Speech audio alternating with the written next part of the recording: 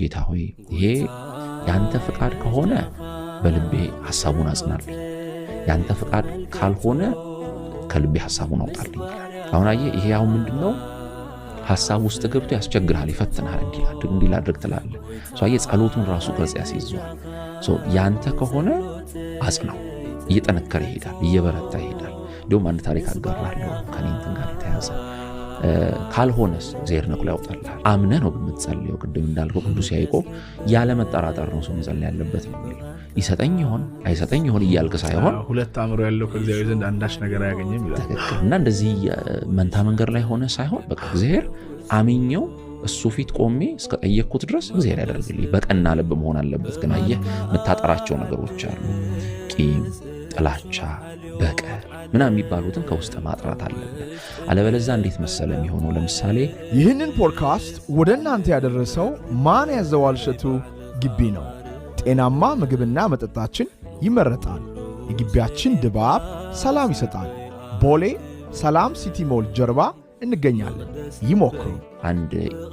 ላይክ ኢርፎን ስንጠቀም ለምሳሌ በቆሻሻ ከተሞላ ድምፁ ምን ይሆናል ይታፈናል ልክ እንደዛ የእግዚአብሔርን ድምጽ በግልጽ እንዳትሰማ የሚያደርጉ ነገሮች ህይወት ውስጥ ሊኖሩ ይችላሉ አንደኛው ቂም እግዚአብሔር በጣም ከሚጠላቸው ነገሮች መካከል አንደኛው ቂም መያዝ በቀለኝነት እነዚህ ነገሮች እግዚአብሔርን ድምጽ እንዳትሰማ ይሸፍኑዋል ውስጥን ይሸፍኑታል እና አንዳንድ ጊዜ ግልጽ ሆኖ አንዳንዴ ለሌላውም ሳይቀር እየታየ ሌላው ይታየዋል አንተ አይታየም በራስ ጉዳይ ላይ እንደዛ ልትሆን ይችላል ይሄኮ ግልጽ ነው ይልሃል ሰው ምሳሌው ነገር አታድርግ ከሆነ አታድርግ እንደዚህ እኮ ነው ይልሃል ምክንያት ያስረዳሃል ለምን እንደሆነ ግን ግራ ይገባሃል አንተ አንዳንዴ እንደዛ ላይ ያረጋህ ይችላል ስለዚህ ምንድነው ያንን ነገር ያንን የሚሸፍኑ የእግዚአብሔርን ድምጽ ጥርት አድርገን ልናዳምጥ የምንችልባቸውን ነገሮች የሚሸፍኑትን እንደ ቂም እንደ ጥላቻ እንደ በቀል እንደ እምነት ጥርጣሬ ያሉትን ነገሮች ማስወገድ ከዛዬ ውስጥህን ንጹህ አድርገህ ነው እንትምትለው ምትጠይቀው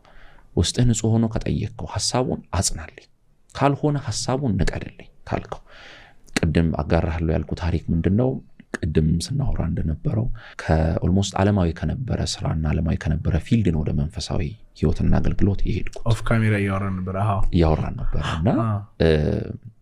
የዛኔ የነበረኝ ስራ በጣም ዌል ፔይንግ ነው ቆንጆ ነው የሚከፍለው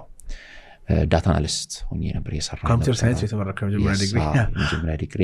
ኮምፒውተር ኢንጂነሪንግ ላይ ነበር ዳታ ሳይንስ ላይ ነበር ምን ሰራው ጥሩ ክፍያ ነበር ማገኘው ምናምንና ውስጤ ግን ሰላም አልነበረው ምልህ ሁሌ ከዚህ ቢዮንድ ነው መስራት ያለብህ የሚል እንትን ውስጤ ነበረ